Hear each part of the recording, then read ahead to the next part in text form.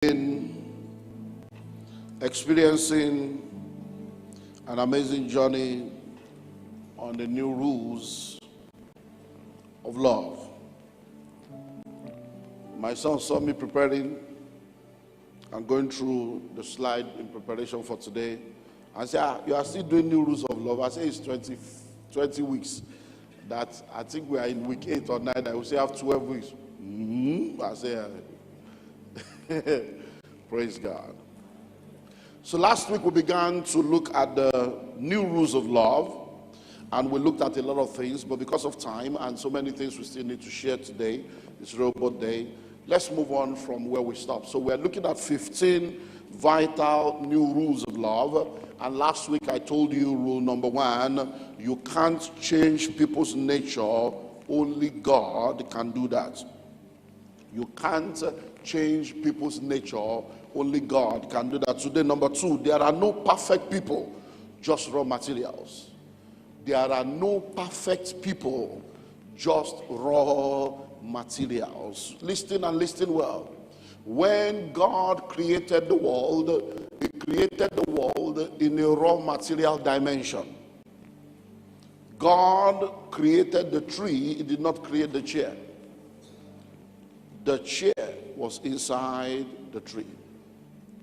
God created the sheep and the animal. He did not create the clothes, but the clothes were on the back of the sheep as wool. So God created the earth, and the sand was there, but God did not create glass, but the glass was in the sand, because when the sand is heated, it becomes glass. So you find out that one of the things you need to understand about God is that God does not give you finished product, He gives you raw materials. And many people miss it when it comes to the aspect of relationship, because they focus on the container instead of the content. So you tell yourself, oh, I want to marry a woman that can cook. I want to marry a woman that drives. I want to marry a woman that is this, a woman that is that. But you now meet the person that God brings into your life. She can't cook, she can't drive. Question, how long does it take to drive? How long does it take to learn cooking? So when you see her, yes, you are looking for a woman that can drive a car. But when she came, she can't drive, but she can drive if she's trained. Because you didn't come driving, you learned driving. But because we don't understand that, when people come in their raw form, because we don't have the big picture thinking, we don't have the sensitivity of the spirit, we are not seeing that this person, I want an educated woman, and then you meet her, she has just finished school cert, and her father died, and 4 years later, all she has is school cert. Not because she doesn't want to go to school, not because she's not intelligent, but life happened. And then by the time you are meeting her, you are like, only school certs. But when you met her, there was something you saw that drew you to her. And now you are discovering she doesn't have school cert, and in your head you are like, okay, on my list, she's supposed to be educated. Now, that was your list, not God's list. Because if she's not having the BSc you expect, it only takes 4 years to have it. Hello? That doesn't mean that because of a journey of 4 years, you will stop a journey of 47 years. Hello? When you met that man, in your mind, you have settled, oh, when I'm going to marry, I need a man that is settled. A man that has a house, a man that has a car, a man that has a job. But when you met him, he was a copper. And he's telling you, I love you, my future is bright. I say, which future? Our future will go job. And then you lose your future because you cannot see the future. And the man that is a youth copper today, that you say you don't want to marry because he came in the raw material form, you now left him and went after the one that has a car and has a house, and you ended up with a scar. Because you can have a car today and lose the car tomorrow. You can have a house today, and where have you been? Where have you been? You traveled. Because I'm not seeing you for a while. Welcome. Praise God. Listen and listen well. You can have a house today and have kidney problem tomorrow and sell the house to look for kidney donor and become a tenant. Hello? Everything created by man has an expiry date. No condition is permanent except the one that God keeps. So when we are talking of new rules of love, God does not give you perfect people. Don't let anybody fool you. There is no perfect man anywhere. There's no perfect woman anywhere. Someone was asking me 2 days ago, do you think, because he's a widower, and he's now telling me, so if I want to remarry, what's your advice? Do you think I should look for a young girl that has never married before, or I should look for another widow that has children, or a divorcee? I say, look, my brother, whether he's single, married, widow, whatever, any woman you marry, you will still go through your own process. So don't ever think that one is better than the other. Anybody you marry, you will go through the process of knowing each other. So don't, it's not about, forget all those nomenclature. Just be led of the Lord. Hello, just be what? Be led of the Lord. So listen and listen well. There are no perfect people. I'm looking for Mr. Perfect. I'm looking for Miss Perfect. It doesn't exist. We are only perfect for each other. So all you are looking for is someone that is perfect for you, not that they are perfect. But they are perfect for you in the sense that you'll be able to undo their weaknesses and undo their excesses. Hello? Because whosoever comes into your life, you are not marrying the person alone. You are marrying their past, their present, and their future. Their past, you know, the one they told you. Their present, you know, the one they revealed. Their future, even they may not know. So if you reject raw materials, there will be problem. Now you are looking good, you are wearing up and down, you are wearing suit and tie, but that dress, the clothes, what you are wearing now, came as a raw material. It has to go through a process. Somebody has to design it, somebody has to sew it, and now you are wearing it, you are looking good, and everybody likes it, but there is a process. There is what? A process. So sit down and think about it. Every relationship you are in, everyone that God brings into your life, He brings them into your life as what? Raw materials. Don't forsake that raw material. Don't reject that raw material because you are looking for perfect. I want a perfect ready-made man, ready-made woman. Ready-made man can be ready-made trouble. Ready-made woman can be ready-made trouble. Just be sure that you are the center of the will of God.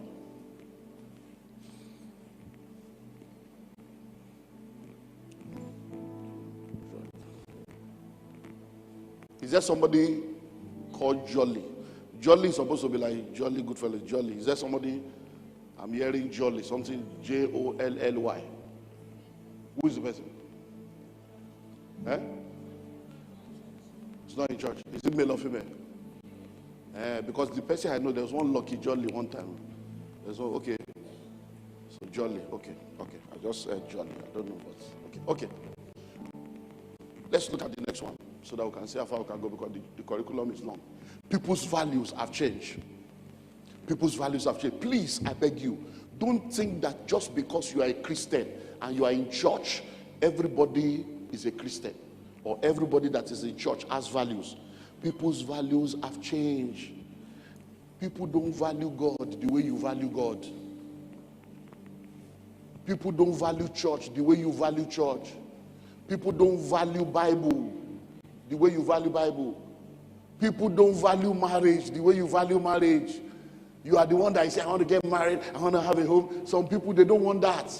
So when somebody that doesn't value marriage meets with somebody that values marriage, there will be trouble. Because you think that every woman wants a husband and children. No, not every woman wants husband and children. There are women that don't want to get married. Hello? They don't want to get married. We just completed our conclave summit and a meeting with people. One of the women that came was saying, please just pray for me, my daughters, they don't want to marry. They don't want to marry. That we have spoken, we have said this, they say, marriage, mommy, marriage is a scam. There are all these men are fake, there are no good men out there. I say, when next they ask you and they say that, ask them, are you a good woman?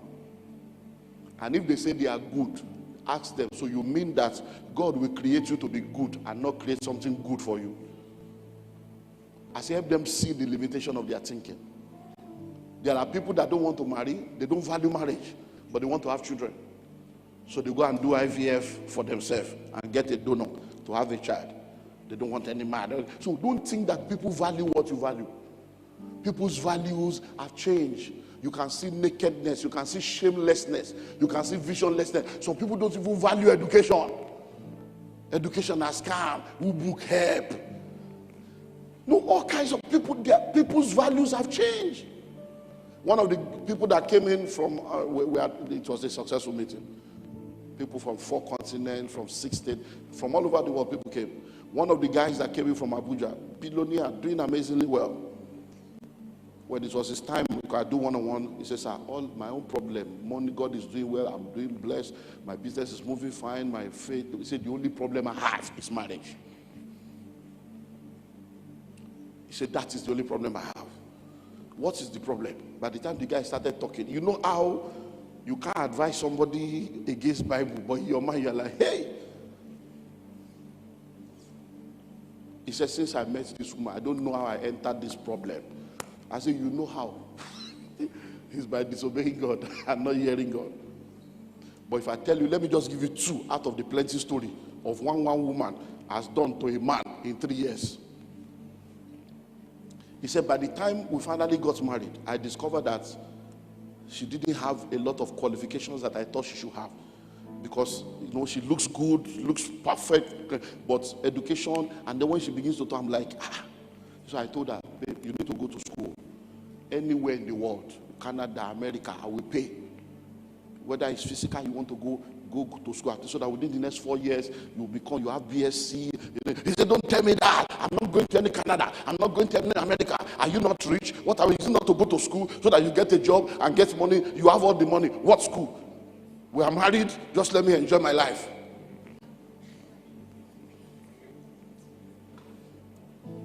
It don't shock you. No, wait. If that one don't shock you, wait for the second one. Make I just give you 2 out of like 6. I fell for the guy, but he's the one that uses his hand to do himself. Hello? Are you ready? He says, sir, after persuasion, calling the families, okay, what do you want to do? You cannot just be a full-time housewife. That I'm thinking of you becoming, so that this business, you can join me, so that you can all run the business. There are other things I want to do. He says, I have 2 malls, I have hotels, only me, I'm a young boy, I'm not even up to 40, but God is just helping me. I need somebody to help me. Now this woman doesn't want to go to school. I said, okay, what do you want to do? They say, okay, I love fashion, I want to do boutique. People's values have changed. He says, sir, so I took a whole part of one of my malls, gave it to her, spent 30-something million to renovate and put it to order so that it will be state of the art for my wife. See, I now gave her 10 million naira to say, go to Lagos, go and shop for everything that you want to start with. See, my wife got to Lagos. It was supposed to be a 2 days journey. The second day, we're just to say, just to let you know, it may take a while before I come back home. What's happening? Don't worry, you will know when I return. He said, that's how she disappeared for 2 weeks. So by the time she arrived in Abuja, she arrived with a bigger breast. True life story. It was with me yesterday. So my wife arrived with a bigger breast, no load. She spent 7.5 million to go and do enhancements. Hello? True, this will shock you a bit. True life story. Yesterday here.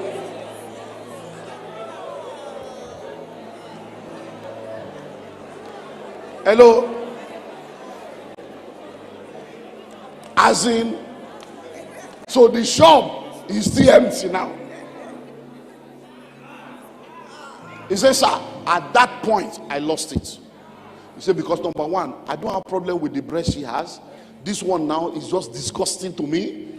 That I said, so he says, so I have problem. I said, what's this thing? He said, no, we have separated. She's somewhere, but you know, I'm a Christian, I'm a minister in my church, and people say, so since you are also a pastor, what can I do? You know, my pastor don't touch, she doesn't listen to anybody. I say, hey.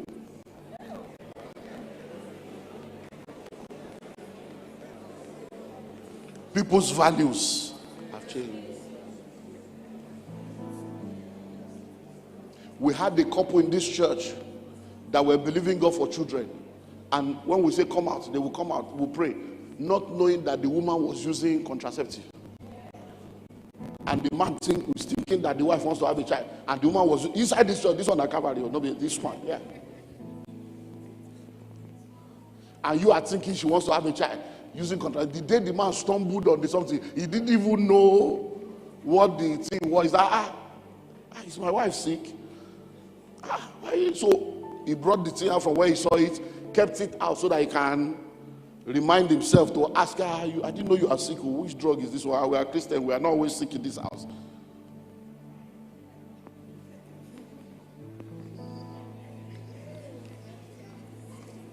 Hello? People's values have changed. So one of the major reasons why we have problem in marriage is ineffective courtship. Ineffective courtship. That's one of the major reasons. When people are courting, they don't court effectively. They don't ask the right questions. People's values have changed. People are now talking in the textbook. You want your children to go abroad, you want to jackpot, no problem. The textbook they are using to teach your children in London, in America, in Canada, is that man can marry man, woman can marry woman, and then you will teach them one thing in church, teach them one thing at home, they will teach them another thing in school, and they'll say, auntie said, and they will come home and be arguing with you that there is no God. Now, they are saying our Father who art in heaven is not okay anymore. No, you didn't know. Church of England, they already is there. Are you people not correct? He's no more our Father. He's our Creator who art in heaven. Because of woman liberation. How can you say our Father? What of the women? Are you saying God is a man? Is God what of women? So women liberation, they don't carry this feminism thing, enter hellfire. They gay, when you say gay, people's values have changed. So don't be fooling yourself because you are in church. You saw each other in church. Forget it, oh. They're full church. Didn't you hear the drama? Church is hospital. Everybody is a patient. Some are responding to treatment. Some are not responding. But they will respond. A protocol that has a protocol.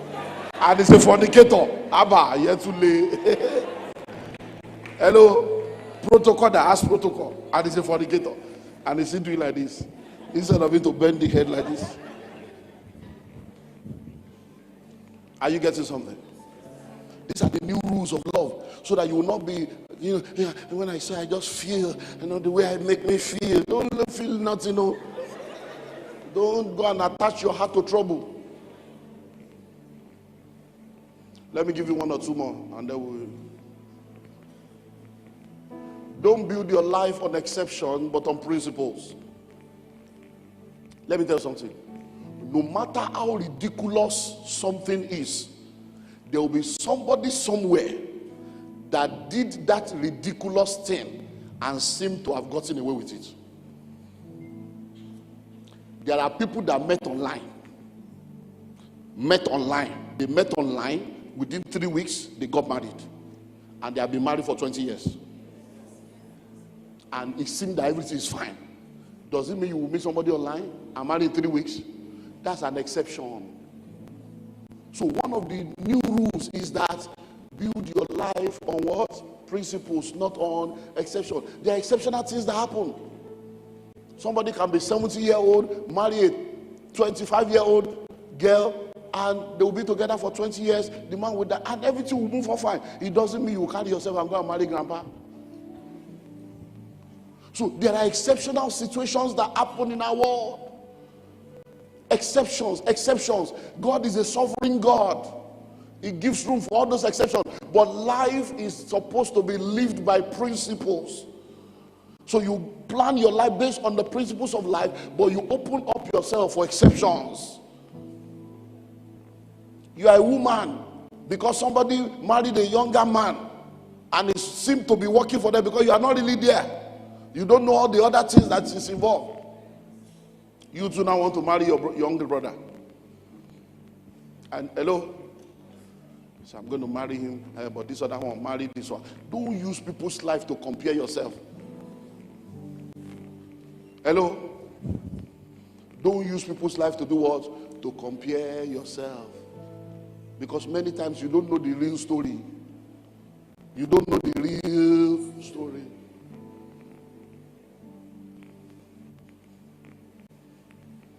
So what are those exceptional things that you have put yourself into? And you don't understand. I know somebody that did it and it worked. Did it really work? Do you really have the full story? Or the version that they made you to see? Or the version you interpreted? Or the version that your assumption made you to believe is the truth? Hello? I was in a meeting about a few weeks ago, and someone has used me as a case study and an example for them to be able to do something. And they were discussing, and they were trying to get me involved. And I said, give me his number. Let me talk to him to help him. That you have no idea. Me that you're trying to use as a, you have no idea some of the things that you don't know. That me, I'm exceptional. I'm exceptional. What I've gone through, what I'm going through, what I've had to handle in life. Some people have not handled one quarter, they don't die. And so you will never see my struggles in my face or in my action. You won't see it. Because I have some level of understanding that makes me to continue to be bleeding yet blessing. To now think that, I said, you will just fool yourself. So I said, no, give me his number. So I gave them just like 5. In fact, one of them was almost crying. I gave them like 5. Just, I said, do you know this? Do you know I got through it? Do you know I'm going through it? Do you know that? By the time I finish, they say, let's rise up and pray for the man of God. No, they gathered around me to pray for me. What? What? No copa lekete. When I got to my tomb, I said, they are praying for me that way. I expecting a miracle. That in fact, a mini prayer point. I'm men of God. One gather, don't pray for me. Because you don't compare yourself with people. You don't know people's struggle. Hello? There are exceptions. There are people that will be pregnant. You know, Pastor Abraham was preaching last week how that the wife didn't go for antenatal for 6 months. Abi? And he said, don't try it. Oh. Because many of you now, you don't have the faith or the knowledge or the word encounter of your senior pastor. You now say, did you hear? 6 months without antenatal. Here you are. You'll be spitting everywhere. You'll be disturbing everybody. Now only you get belly. You'll now be insulting your wife when you don't have the word encounter. You better start antenatal from day one. Hello, somebody. Let me give you one more because of time. Love is no more blind. That's not a revelation now. I mean, if you don't know that by now, you are one man most miserable. Because if love is blind, marriage will open your eyes. Shine your eyes. You know, in those days, before people would get married, they will go and investigate families. Go and check, is there epilepsy in that family? Is there leprosy in that family? Is there insanity in that family? Do they die young? Are they barren in that family? And then they look at all those things to decide which compound, which family, which yard you are going to marry from. But today, boy meets girl, girl meets boy. Boy love girl, girl love boy. Boy proposes to girl, girl says yes. Boy and girl met in church and they begin to marry. And then you don't know that some of the people you are meeting in church today, you say, oh, what's your name? My name is Princess. Princess of what? Princess of what? Of which altar? Which throne? Hello? And all you are seeing is a beautiful woman. And you don't realize that my name is, you don't know that there is a throne somewhere. Some people that you see in church that are committed, they are in department, their mother is an olokun. Their father is an herbalist. Their name is in a pot in the village. Every morning, they are calling their name on an altar. That's the person you are meeting in Lagos. Oh. Their father will enter river and come out without being wet.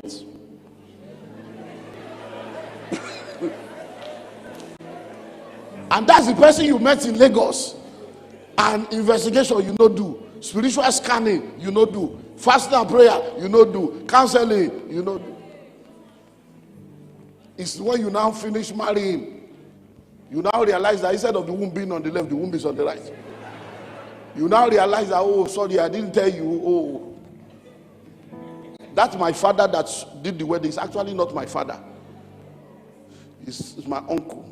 My real father left my mother and denied the pregnancy, and is the hello. Love is no more blind. Trust but verify. Trust but what? Verify. Investigate before you invest your life. The guy said he worked in oil company. Where? Which oil company? Which branch? Which office? And show up. You can't even say he works in oil company. It might be Total Fuel Station. It's also oil company. Now oil company. Trust but verify. It's not a crime. It's not a crime. There's something I want to say. I can't say it because it's still a working motion. Let me not say that. Verify. Have we not seen a lot of pregnancies now that they now go and do DNA and they say out of the 4, only one is your own? Whereas, just because a woman says she's pregnant for you, you now want to marry her. That someone is pregnant for you does not mean you must marry them. You fornicated. Your fornication led to pregnancy. Face your sin. Face your crime.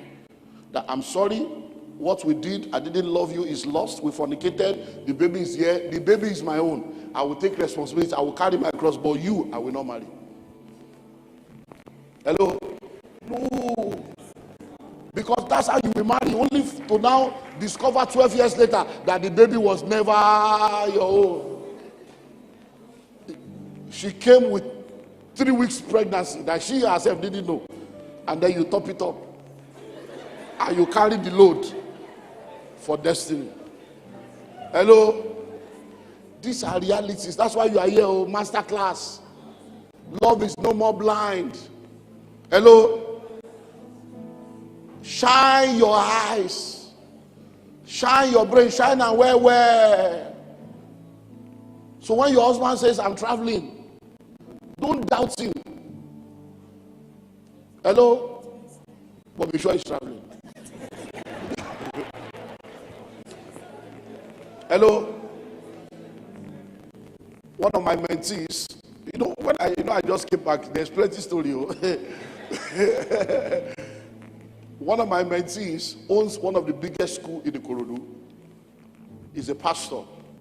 And one of the ministers in his church is the one handling the school. And he was telling us in one of the meetings we had that the guy died. And when they called the wife that the guy has died in an accident, the wife said it's not possible. Because my husband said he's going to church for ministers' night vigil. And he died in Oshogbo, all those kind of area. Now they say there is no way he's in church. Whereas na side chick, now the guy go minister in church. So when you see the drama and everybody's prayer points, you know the good thing about the drama, at least they know they are in trouble and they are handing over the God, help me, I'm smoking, I'm drinking. It's a good thing, that at least they know and they are looking for help. So love is no more blind. Trust but verify. If she tells you she's 28 years old, verify. You see, before you marry, verification is wisdom. After you marry, trying to verify will be suspect. They'll say, see that you don't trust me, for you to even doubt me. So I never marry you. Let me verify. Ikeja registry, a marriage that was supposed to be starting, ended that day. Because the girl was 48 and the guy thought she was 38. But he said, no. So when they were trying to write this, they said, okay, how old do you know? He said, what are you writing? He said, 48. He said, no, he told me 38. He said, no, I said, 38. 48. He said, 38. True life story, this was 38, 48, 48, 38. They begin to talk phone. Say, no, I'm sorry, I can't take it. You're 48. You ain't going to be able to have a child. You're cross menopause, man. You're for 48. Also, Igbo. So when you are courting, anything anybody's saying, if you didn't hear well, say, sorry, please, can you, excuse me, pardon? Pardon, excuse me. Sorry, please, can you just repeat yourself? So that you'll be sure. Not that when you are not saying, but I told you I don't want a child. I say, when when the girl was telling you, you know, sometimes when people want to deceive you, they will say this thing very softly in this time when your brain is thinking something else. It is well.